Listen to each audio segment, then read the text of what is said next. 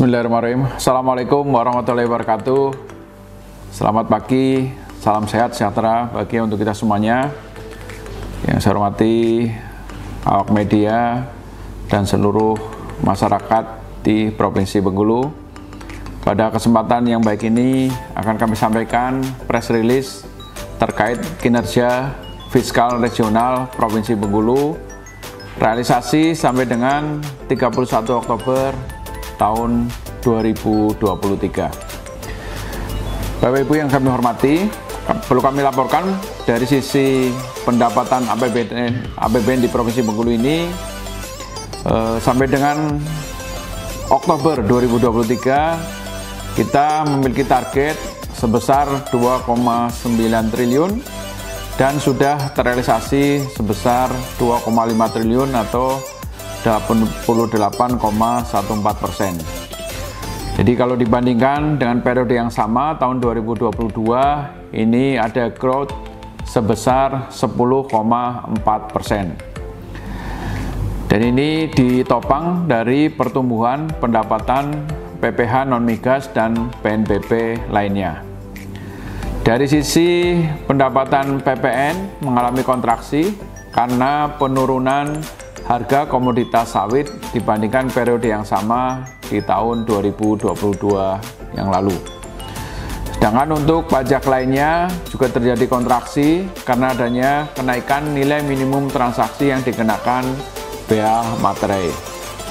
Untuk pendapatan cukai berasal dari hasil penindakan terhadap peredaran rokok ilegal, dan juga di Provinsi Bengkulu ini sangat kecil karena tidak ada pabrik rokok di Provinsi Bengkulu ini. Untuk pendapatan bea masuk ini utamanya berasal dari registrasi IMEI. Jadi di Provinsi Bengkulu untuk sampai Oktober 2023 ini belum ada impor. Untuk kinerja PNBP juga mengalami growth sebesar 14,3% yang ditopang dari PNBP lainnya dan pendapatan BLU.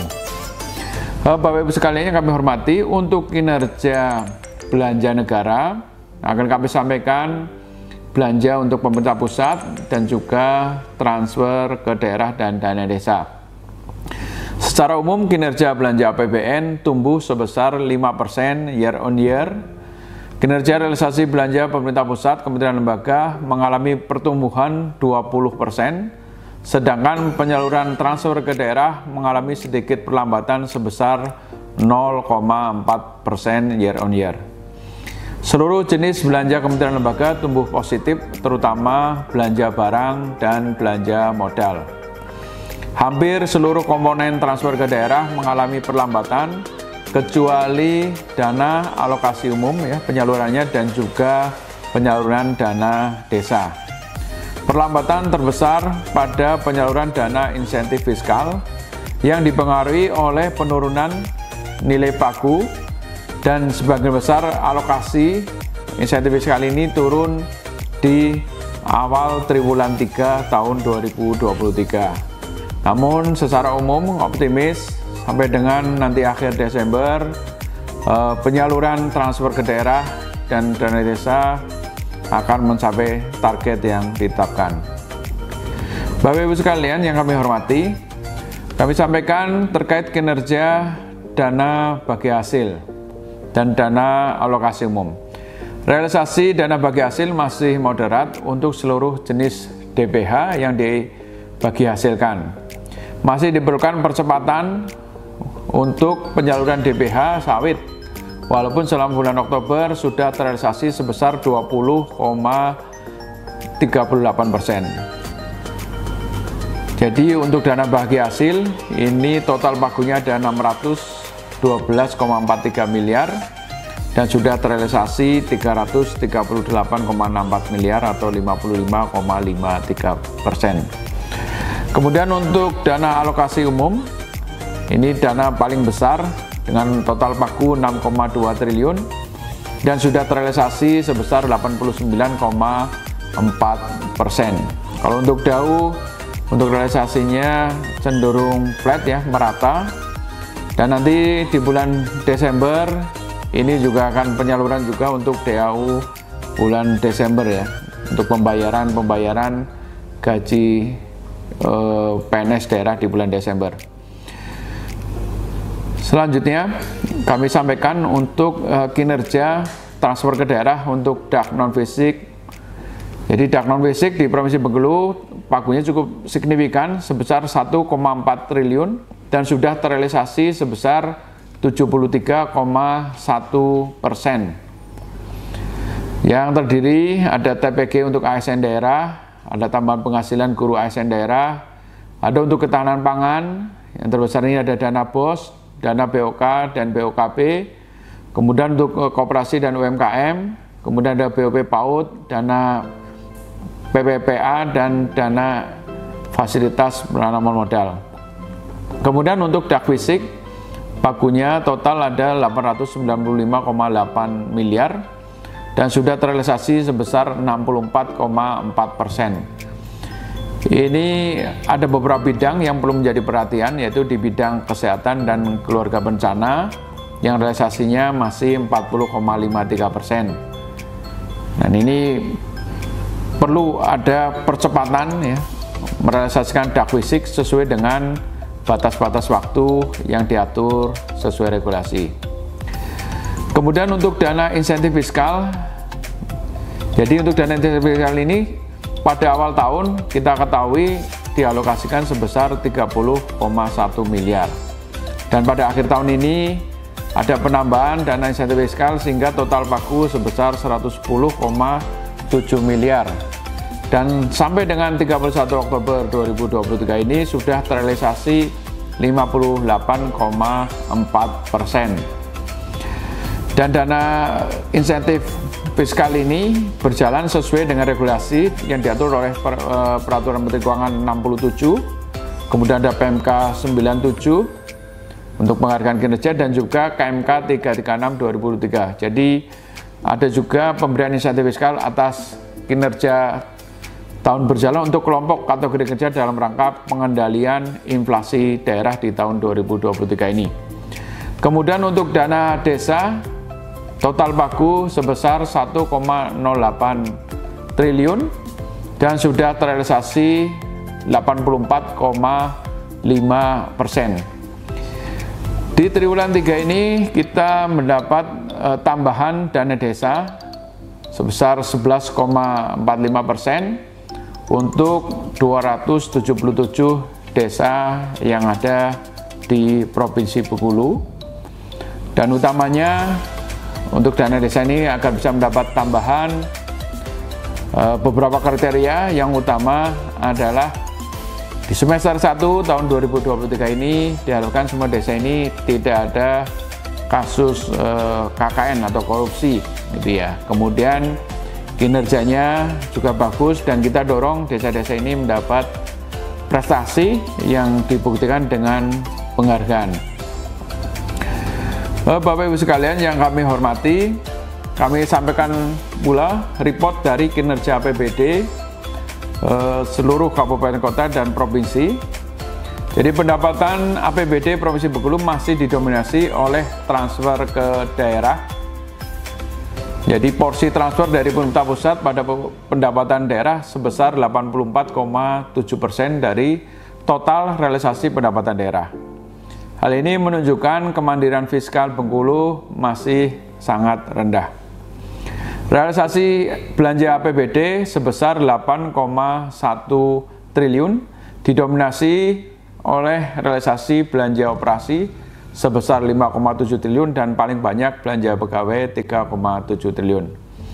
Untuk kinerja APBD hingga 31 Oktober masih menghasilkan surplus APBD sebesar 490,88 miliar serta pembiayaan neto bernilai positif atau surplus sebesar 364,95 miliar.